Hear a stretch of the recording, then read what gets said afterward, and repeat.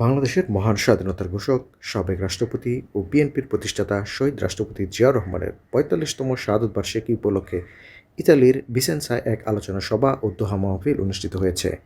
স্থানীয় একটি হলরুমে Vicenza Italy বিএনপির উদ্যোগে এই কর্মসূচির আয়োজন করা হয়। অনুষ্ঠানে বক্তারা শহীদ জিয়ার কর্মময় জীবন ও আদর্শ অনুসরণের উপর বিশেষ গুরুত্ব আরোপ করেন। ভিসেন্সা বিএনপির সাবেক সভাপতি মোহাম্মদ আজিজুর রহমানের সভাপতিত্বে এবং সাবেক সাধারণ সম্পাদক মোহাম্মদ ফিরোজ খন্দকারের সঞ্চালনায় অনুষ্ঠানে প্রধান অতিথি হিসেবে উপস্থিত ছিলেন ইটালি বিএনপির সাবেক উপদেষ্টা এবং ভিসেন্সা বিএনপির সাবেক প্রধান উপদেষ্টা এস এম আলমগীর। প্রধান অতিথি এস এম আলমগীর তার বক্তব্যে বলেন, শহীদ রাষ্ট্রপতি জিয়া রহমান ছিলেন বাংলাদেশি জাতীয়তাবাদের স্থপতি।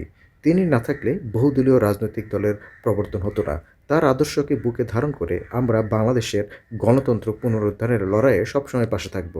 এরপর আলোচনা সভায় শুভেচ্ছা বক্তব্য রাখেন ভিসেন্সা বিএনপির সিনিয়র যুগ্ম সাধারণ সম্পাদক কবির হোসেন। অন্যান্য নেতৃবৃন্দের মধ্যে আরও যারা বক্তব্য রাখেন, সাবেক সহসভাপতি আলম হাফিজ জাহাঙ্গীর, নিজামুল হক সেলিম, ভিসেন্সা স্বেচ্ছাসেবক দলের আহ্বায়ক রবিউল আলম স্বপন, যুবদলের সাধারণ সম্পাদক রাসেল পাটোয়ারি, সাবেক যুগ্ম সাধারণ সম্পাদক মাসুদ মোরল, মোস্তাক আহমেদ জিম, শহনুর রহমান ও ইমদাদুল হক মিলন এবং মোহাম্মদ মাসুম। এছাড়াও অনুষ্ঠানে উপস্থিত ছিলেন সদস্য সচিব সর্দার মোহাম্মদ শাকিল, জাকির হোসেন এবং ভিসেন্সা বিএনপির সাবেক সাংগঠনিক সম্পাদক আব্দুর রাজ্জাক সহ বিএনপির বিভিন্ন অঙ্গ সংগঠনের নেতৃত্ববৃন্দ। অনুষ্ঠানে পবিত্র কোরআন থেকে তেলাওয়াত করেন জনাব সাইদ হোসেন। পরবর্তীতে স্থানীয় একজন মৌলানা বিশেষ দোয়া মোনাজাত পরিচালনা করেন। মোনাজাতে শহীদ রাষ্ট্রপতি জিয়াউর রহমান এবং প্রাক্তন প্রধানমন্ত্রী বেগম খালেদা জিয়ার রুহের মাগফিরাত কামনা করা হয়।